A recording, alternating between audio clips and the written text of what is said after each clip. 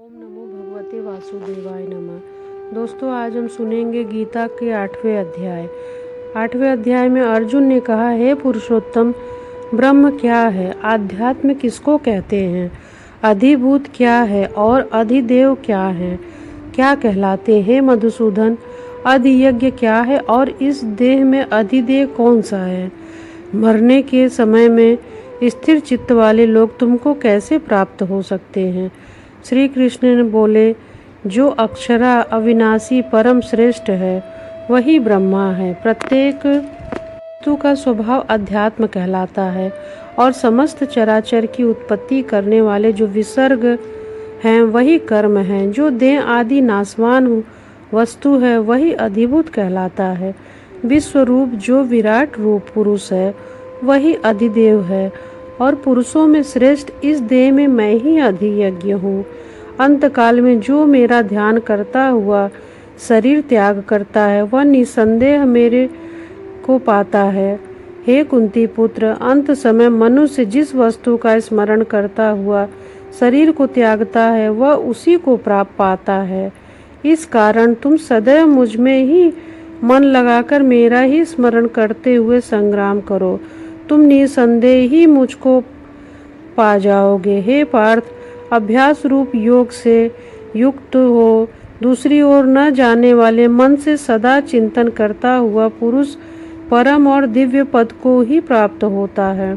अतः जो अंत समय में मन को एकाग्र कर भक्ति पूर्वक योगाभ्यास के बल से दोनों भवों के मध्य भाग में प्राण को चढ़ाकर सर्वज्ञ अनादि संपूर्ण जगत में नियंता सूक्ष्म से ही सूक्ष्मतर सबके पोषक अति चिंत स्वरूप सूर्य के समान प्रकाशवान तमोगुण से रहित परम पुरुष का ध्यान करता है वह उसको मिलता है। वेद के जानने वाले जिसको अक्षर कहते हैं, वीतरागी होकर सन्यासी जिसमें प्रवेश करते हैं तथा जिसको चाहने वाले ब्रह्मचर्य का आचरण करते हैं, उस परम पद को तुम संक्षेप में तुमसे कहता हूँ। जो सब इंद्रियों द्वारा मन को हृदय में धारण कर प्राण को मस्तक में ले जाकर के समाधि योग में स्थित ओम इस अक्षर का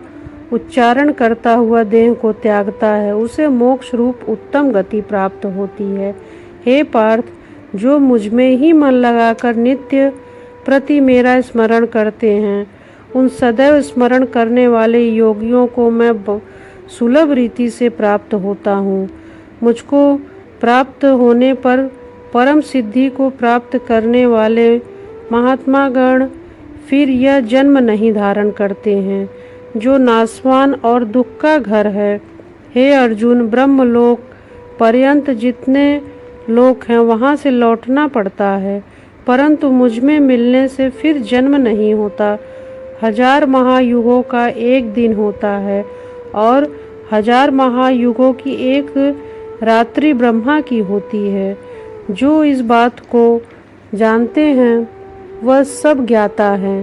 ब्रह्मा का 4 दिन होने का अव्यय से सब व्यक्तियों का उदय होता है और रात को उसी में लय होता है। हे पार्थ, समस्त चराचर वस्तुओं का यह समुदाय दिन में बार बार उत्पन्न होकर रात के आगमन में लीन हो जाता है। इस अव्यक्त से परे दूसरा सनातन अव्यक्त है जो इन सब के नष्ट होने पर भी नष्ट नहीं होता है। उस अव्यक्त को ही अक्षर कहते हैं। वही परम गति है जिसको प्राप्त करके फिर संसार में नहीं जन्मते हैं, वही मेरा परम धाम है।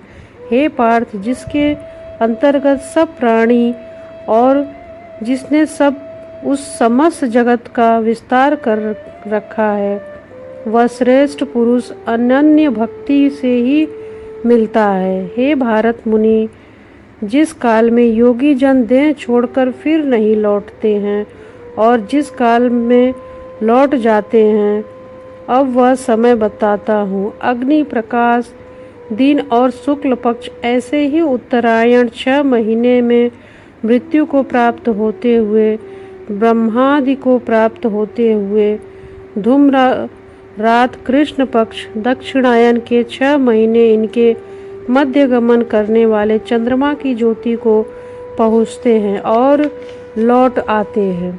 इस संसार को नित्य चलाने वाली शुक्ल और कृष्ण नाम की 2 गतियाँ हैं।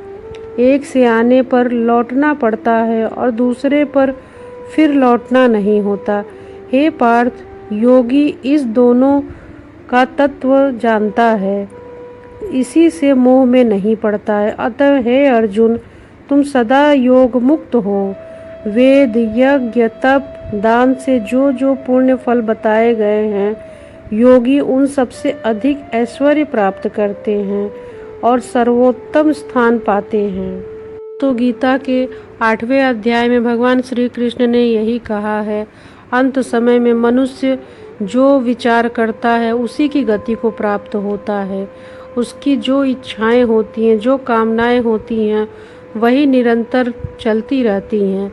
इसीलिए हमें अपने चित्त को परमात्मा में लगाना चाहिए ताकि हमारी सद्गति हो, फिर से कोई जन्म ना लेना पड़े, हम ब्रह्म में लीन हो जाएं, मोक्ष को प्राप्त हो जाएं।